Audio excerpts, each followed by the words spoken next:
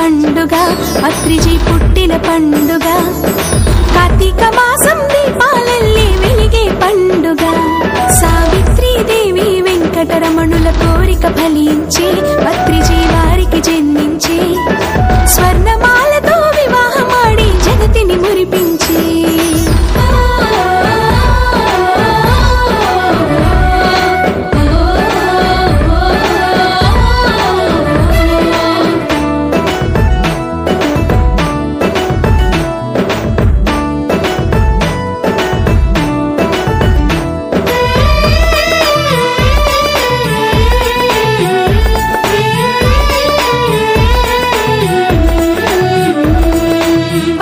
భువిపై పుట్టిన నాడే జగతికి పండుగ